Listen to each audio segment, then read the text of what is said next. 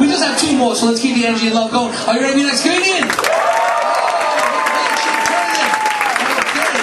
It is currently headlining in the 8 to 12-year-old AOL chat room from Ogden, Utah. Put you together, Michael Morgan!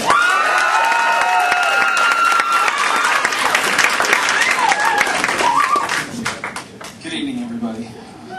Let's give one more round of applause to Matt Kazan. So, I met this girl recently, the weirdest hand jobs. Like this, like that. Okay. Well, that one fell down real fast. So, I am from Utah, so I know what you guys are thinking. Mormon. I am. Which, it's weird because my Jewish friend and I are always talking about relationships. He complains about trying to find a wife. Try finding 7. Nobody will introduce me to their 15-year-old daughter. Like I'd date anybody that old. Maybe when I'm 50 and desperate. The cool thing about being Mormon is that nobody gets upset and scared when I get on a plane. Nobody assumes I'm a taxi driver. So, there's a new issue out, cyberbullying. Apparently, popular kids are ruining the lives of computer geeks online. Like, have you not heard of Home Court Advantage? But the cool thing about cyberbullying is because it's anonymous, they have no idea who it is. So I have taken over East High.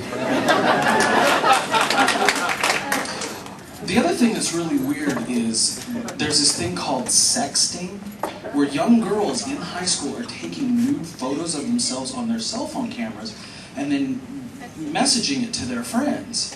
And they're arresting these young girls as transporting child pornography. As though this is the sexual predator we need to narrow down. If this is who is out to get my child, my 13-year-old son, go for it. Track him down. So I know what you guys are wondering. When Jesus returns, will he get his own reality show? Yes. The Rock of Love will still be on also. So, the guy who's been stealing all of these reality sex tapes, the Mini-Me sex tape, the Pamela Anderson sex tape, he either needs to be stopped or given a shopping list. Because the one I'm waiting for, and I think I'm not alone on this one, the Sarah Palin sex tape. When that one comes out, I'll be third in line, right behind John McCain and Hillary Clinton. So a lot of people say dumb things, and I would like to share the 3 dumbest things that I have ever heard in my life. The first one is, the other day I was riding with a friend in the car. There was a contest on the radio, and the contest was the longest word in the English language. And the girl calls in and wins. Yay! My friend looks at me and he says, "That's not the longest word in the English language anymore." "It's not?" He says, "No, they found a longer one." Where was it hiding? Did we take it from the terrorists? Was it a word of mass destruction? What was the definition of this word? He didn't know. I said, well, maybe it's stupid friends who think they know too much. So second stupidest thing I've ever heard in my life, I test drove a car. And I brought the car out onto the road, and it was a convertible, and the top went up halfway. So I took it back to the dealership, and the car dealer said, "How did you like it?" And I said, "It was fine, except for the fact that the top went up." He looked at it and said, "Well, my friend, that was a mechanical issue. Thank God it wasn't elfin magic." He threw me out of the dealership. So the dumbest thing that I have ever heard in my life actually came out of my own mouth. I was recently in Tulsa, Oklahoma.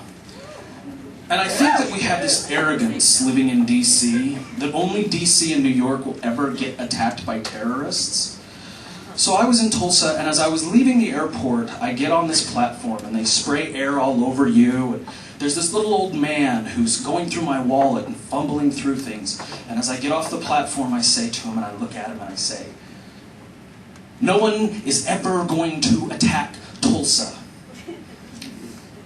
That was the day before the 10th anniversary of the Oklahoma City bombing. That was when I learned that they really don't know what foreplay is in an Oklahoma City prison. Well, folks, that is my time. Thank you.